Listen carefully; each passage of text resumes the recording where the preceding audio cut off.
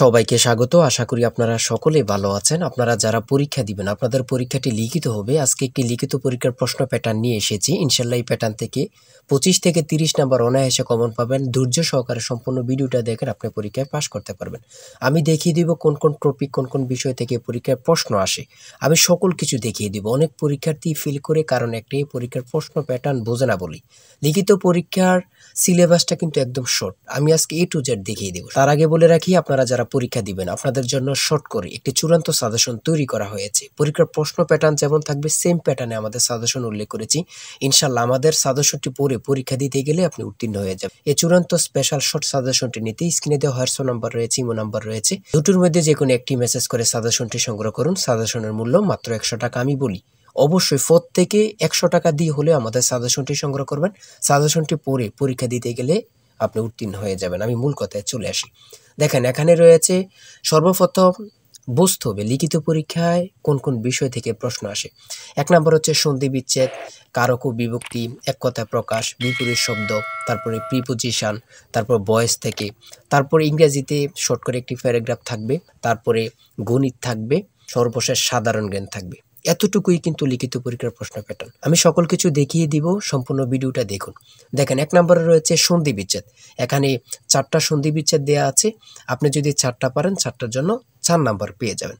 তারপরে 2 নম্বরে কি রয়েছে, কারক ও বিভক্তি নির্ণয় করুন। এখানে 4টি দেওয়া আছে, 4টার জন্য 4 নাম্বার। ঠিক আছে, এই প্রত্যেকটি প্রশ্নের ব্যাখ্যা ও সমাধান সহ আমাদের সাজেশনে পেয়ে যাবেন। তারপরে 3 নম্বরে রয়েছে এক কথায় প্রকাশ করুন।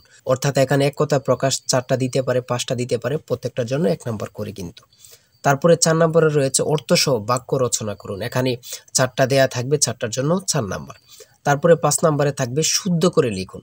এখানে 5টা দেয়া থাকবে, 5টার জন্য 5 নাম্বার পেয়ে যাবেন, অথবা 4টা দেয়া থাকবে, 4টার জন্য 4 নাম্বার। অর্থাৎ এখানে যদি 5টা প্রশ্ন থাকে 5 নাম্বার পাবেন, 4টা প্রশ্ন থাকলে 4 নাম্বার পাবেন। কিন্তু এই প্রশ্ন প্যাটার্ন অনুযায়ী সেম প্যাটার্ন আপনাদের পরীক্ষা হবে। আমার কথা বুঝতে পারছেন?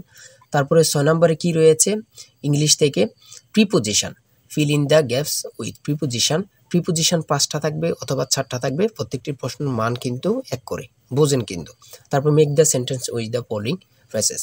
ঠিক আছে, এখানে 5টা থাকতে পারে, 4টা থাকতে পারে, কিন্তু প্রত্যেকটার জন্য 1 নাম্বার করে। হ্যাঁ, তারপর অপর দিক দিয়ে কি আছে আমরা একটু দেখে নিই। তারপর রয়েছে কারেক্ট দ্য ফলোইং সেন্টেন্স।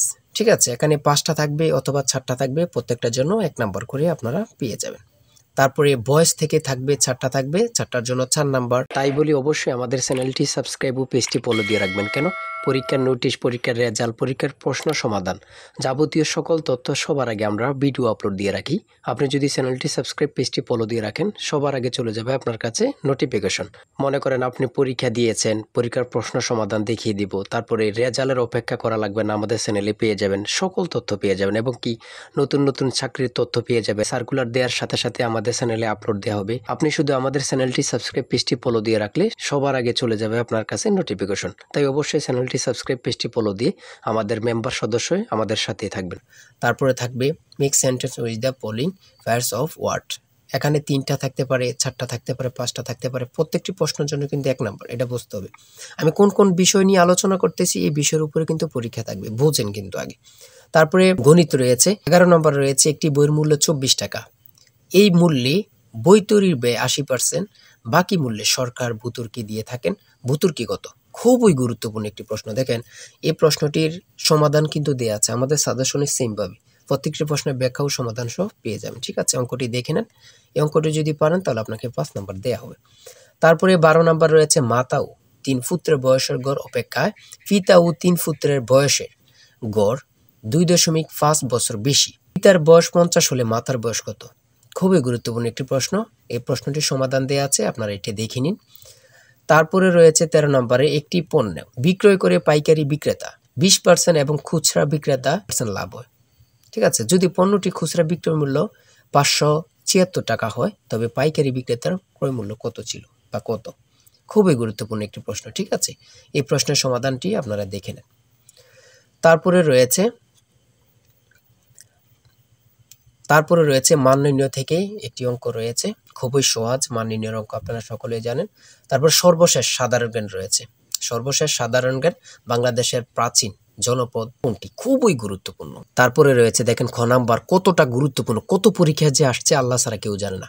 তারপরে গ নাম্বার, বাংলাদেশের ভোটার হওয়ার সর্বনিম্ন বয়স কত? আপনারা সকলে জানেন, খুব গুরুত্বপূর্ণ।